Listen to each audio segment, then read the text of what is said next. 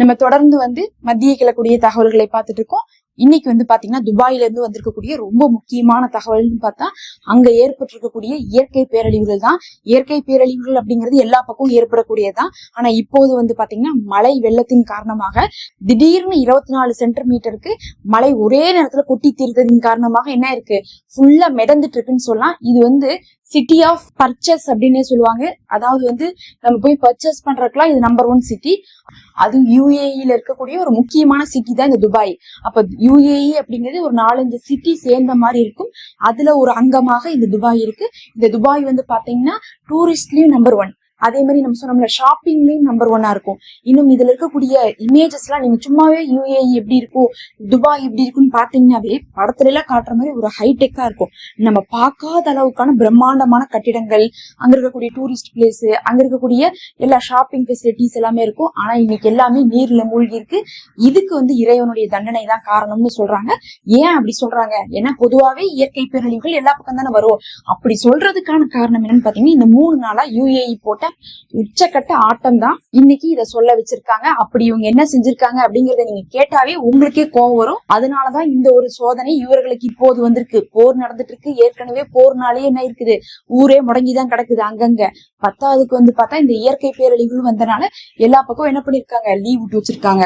அப்படி இவங்க என்ன செஞ்சிருக்காங்கன்னு பாக்கலாம். ஒரு பக்கம் சவுதி, இன்னொரு பக்கம் யுஏஇ.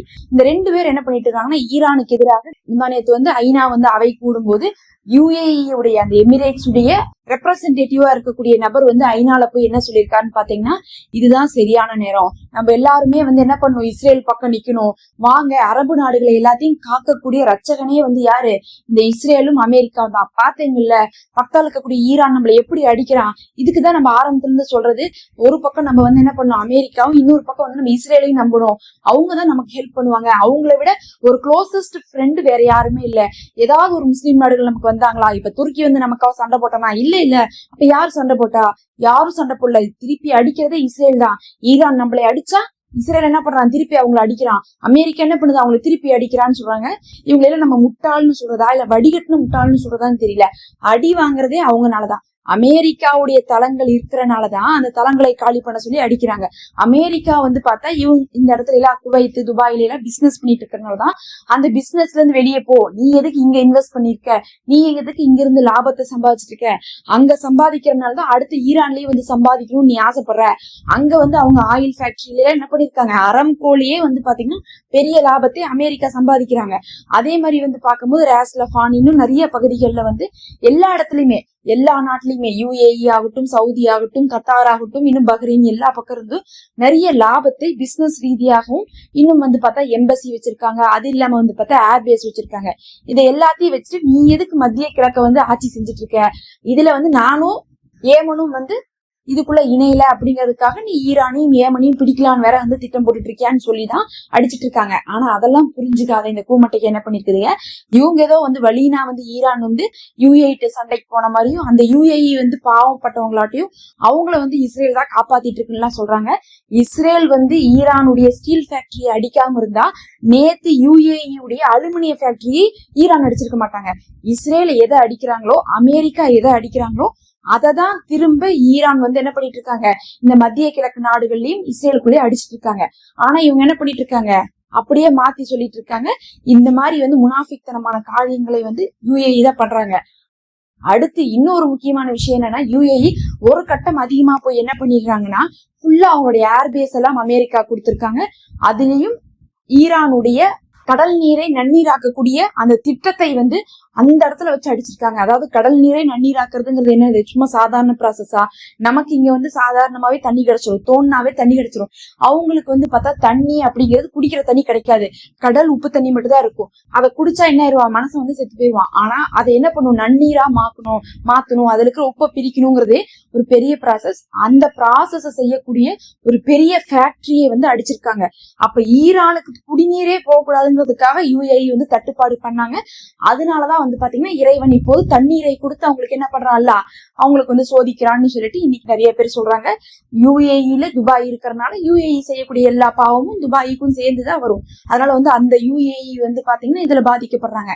சரி, அடுத்து என்ன பாவத்தை பண்ணி வச்சாங்கன்னு கேட்டீங்கன்னா நேத்து அறிவிச்சாங்க. என்ன அறிவிச்சாங்கன்னா யுஏஇ இனிமேல் வந்து ஈரானுடைய கோல்டன் விசால யாரெல்லாம் இருக்காங்களோ, ஈரானை சேர்ந்த யாரா இருந்தாலும் சரி, இப்ப ஒரு சாதாரண சிட்டிசனா இருக்கலாம், ஒரு பிசினஸ் மேனா இருக்கலாம், இல்ல வந்து பார்த்தா பெரிய பெரிய வந்து அரசியல்வாதிகளா இருக்கலாம், யாரெல்லாம் ஈரான்ல இருந்து வந்து இங்க இருக்கிறாங்களோ, தொழில் செஞ்சிருக்காங்களோ, இன்வெஸ்ட் பண்ணிருக்காங்களோ, சொத்து வாங்கியிருக்காங்களோ, அத்தனையுமே நாங்க பறிமுதல் பண்ணிட்டு அவங்களை என்ன பண்றோம், திருப்பி அனுப்புறோம்னு சொல்லிட்டு சீக்கிரமா என்ன பண்றாங்க, அனுப்புறாங்க. அப்ப எல்லாத்தையும் பிடிங்கி வச்சுட்டு அனுப்புறாங்க. 540 பில்லியன், பாத்துக்கோங்க, பில்லியன்ல நம்ம வந்து கணக்கே சொல்ல முடியாது, மில்லியனாவது பரவாயில்ல, பில்லியன்ல எங்கேயோ இருக்குது. கிட்டத்தட்ட வந்து பல கோடி ரூபாய்களை வந்து என்ன பண்ணிருக்காங்க, யுஏஇ பிடிச்சு வச்சுட்டாங்கன்னு சொல்லிட்டு அறிவிப்பு வந்ததுக்கு பிறகு ஈரான் என்ன பண்ணாங்கன்னா, ஓ நீங்க அப்படி பிடிச்சு வைக்கிறீங்களா, அப்ப நாங்க என்ன பண்றோம்னா உங்களுடைய யுஏஇ சிட்டிசன் யாரெல்லாம் ஈரான்குள்ள இருக்காங்களோ அவங்களுக்கு எல்லாம் 24 hours தான் டைம், வெளியே போங்கன்ட்டாங்க. புடிச்சு வைக்கிறத பத்தி இவங்க சொல்லல, அதாவது சொத்தை நாங்க புடிச்சு வைப்போம்னு சொல்லல, ஆனா என்ன பண்ணிருக்காங்க, வெளியே போங்கன்னு சொல்லிட்டு இவங்க சொல்லியிருக்காங்க ஈரான். இப்ப யார் வந்து ரொம்ப வேகமா ஆக்ஷன் எடுக்கிறாங்கன்னு பார்த்தா இந்த மத்திய கிழக்கு நாடுகள்லயே யுஏஇ தான் வேகமா எடுக்கிறாங்க. ஏன் வேகமா எடுக்கிறாங்கன்னு பார்க்கும்போது யுஏஇக்கும் இந்த பக்கம் வந்து பாத்தீங்கன்னா ஈரானுக்கும், அந்த பக்கம் வந்து பாத்தீங்கன்னா ஏமனுக்கும் ஒரு பஞ்சாயத்து இருந்துகிட்டே இருக்கும். இந்த பஞ்சாயத்துக்காகவே இவங்க என்ன பண்ணிட்டு இருக்காங்க, இஸ்ரேலையும் அமெரிக்காவும் நம்பிட்டு இருக்காங்க. அதுவும் ஈரானுடைய அபு மூசா அப்படின்னு சொல்லக்கூடிய ஒரு தீவு இருக்குது, இன்னும் வந்து 1-2 தீவுகள் இருக்கு. அந்த தீவுகளை வந்து யுஏஇ உரிமை கொண்டாடுது, எங்களுக்கும் வேணும், அது எங்களுக்கு சொந்தங்கிறாங்க. ஈரான் என்ன பண்றாங்க, பிடிச்சு வச்சிருக்காங்க. இப்ப அவங்கள்ட்ட அந்த அபு மூசா அப்படின்னு சொல்லக்கூடிய தீவை பிடிக்கணும், ஆனா பிடிக்கிற அளவுக்கு யுஏஇக்கு வந்து ஈரான்கிட்ட மோதறதுக்கு தைரியம் இல்ல. அதுக்கு என்ன பண்ணிருக்காங்க, அமெரிக்காட்ட போய் ஹெல்ப் கேட்டிருக்காங்க. அமெரிக்கா வந்து இந்த பொய்யை வந்து பாத்தீங்கன்னா பல வருஷமா சொல்லிட்டு இருக்காங்க, எங்களுக்கு நீங்க என்ன பண்ணுங்க, ராணுவத்தெல்லாம் அமைக்கிற இடம் கொடுங்க, அபு மூசா அப்படின்னு சொல்லக்கூடிய அந்த தீவை பிடிச்சு தரேன்டாங்க. சரின்னு கொடுத்துட்டாங்க. எங்களுக்கு எம்பசி அமைக்கிற இடம் கொடுங்கன்னு கேட்டாங்க, கொடுத்துட்டாங்க. இப்படியே ஒவ்வொன்னா இடம் கொடுத்துக்கிட்டே இருக்காங்க. இன்னும் வந்து என்ன பண்ணல, அமெரிக்காவால வந்து அந்த அபு மூசா அப்படிங்கக்கூடிய தீவை பிடிக்க முடியல. இந்த தடவை பிடிச்சு கொடுத்துருவோம், தரைப்படை வருது பாருங்க, ட்ரிப்போலில இருந்து 5000 பேர்த்த இறக்குறோம், அதே மாதிரி வந்து பாத்தீங்கன்னா 82 ஸ்பெஷல் போர்ஸ் நாங்க இறக்குறோம், அந்த ஸ்பெஷல் போர்ஸ் மூலமாக நாங்க என்ன பண்ணுவோம், உங்களுக்கு அந்த அபு மூசா அப்படின்னு சொல்லக்கூடிய தீவை பிடிச்சி என்ன பண்ணிடுறோம், ஈரான் இருந்து வாங்கி யுஏஇட்ட கொடுத்துறோங்கிறனால யுஏஇ என்ன பண்றாங்க, அதுக்கு முனாஃபிக் தனமான நிறைய காரியங்களை பண்ணி கொண்டு இருக்குதுங்க. அவங்க பண்றதெல்லாம் பாத்தீங்கன்னாவே தெரியும் எந்த அளவுக்கு அமெரிக்காவுக்கு இஸ்ரேலுக்கு இவங்க சப்போர்ட்டா இருக்காங்கன்ட்டு. நம்பர் 1 லிஸ்ட் எடுத்தா யுஏஇ தான் ஃபர்ஸ்ட் வந்து பாத்தீங்கன்னா சப்போர்ட்டா இருப்பாங்க. அதுலயும் இந்த யுஏஇ வந்து பாத்தீங்கன்னா இஸ்ரேல வந்து தனி நாடாக ஏற்கனவே அங்கீகரிச்சுட்டாங்க. ஆப்ரஹாம் ஒப்பந்தத்துல யுஏஇ இருக்காங்க அப்படின்னு என்ன அர்த்தம், இது இஸ்ரேலோட சேர்ந்த சைத்தானுங்கன்னு அர்த்தம். இந்த சைத்தானுங்க என்ன பண்ணிருக்குது, இன்னைக்கு சவுதி வேற வந்து அக்செப்ட் பண்ணிக்கோங்கன்னு சொல்லி கூப்பிட்டுருக்கு. இருந்தாலும் அதுக்கு என்ன பண்றதுலன்னு பாத்தீங்கன்னா இன்னும் வந்து இஸ்ரேல தனி நாடாக அங்கீகரிக்காத போது இந்த யுஏஇ என்ன பண்ணிருக்காங்க, கூப்பிட்டுருக்காங்க. இந்த மாதிரி அடுத்தடுத்து யுஏஇ தான் ஈரானுக்கு எதிரான காரியங்கள் இறங்குறாங்க. கத்தார் ஆகட்டும், அதுக்கப்புறம் மத்த நாடுகள்லாம் வந்து பாத்தீங்கன்னா இன்னும் எதிரான எந்த ஒரு விஷயத்தையுமே வந்து ஈரானுக்கு எதிராக செய்யாம இருக்கும் போது ஒரு பக்கம் யுஏஇ, இன்னொரு பக்கம் சவுதி வந்து பாத்தீங்கன்னா தளங்களை கொடுத்திருக்காங்க. மத்தபடி வேற எதுவும் அறிவிப்பு கொடுக்கல. சண்டை போடுவோம் அப்படிங்கறத வந்து மறைமுகமா வந்து என்ன பண்ணிட்டு இருக்காங்க, சவுதி காமிச்சிட்டு இருக்காங்க. ஆனா யுஏஇ பகிரங்கமாக காமிச்சிட்டு இருக்காங்க. அடுத்தடுத்து ஆக்ஷன்ஸ் வந்து எடுத்துட்டு இருக்காங்க. நம்ம அடுத்த ஒரு வீடியோல இப்ப இன்னைக்கு இஸ்ரேல நடந்த தாக்குதல்களை பத்தியும் இன்னும் அதை பத்தி வந்திருக்கக்கூடிய மேலதிகமான செய்திகளையும் பார்க்கலாம். தொடர்ந்து இணைந்திருங்க. நம்ம சேனல்ல மெம்பர்ஷிப் இருக்கு, ஜாயின் பண்ணிக்கோங்க, மறக்காம சப்ஸ்கிரைப் பண்ணிக்கோங்க.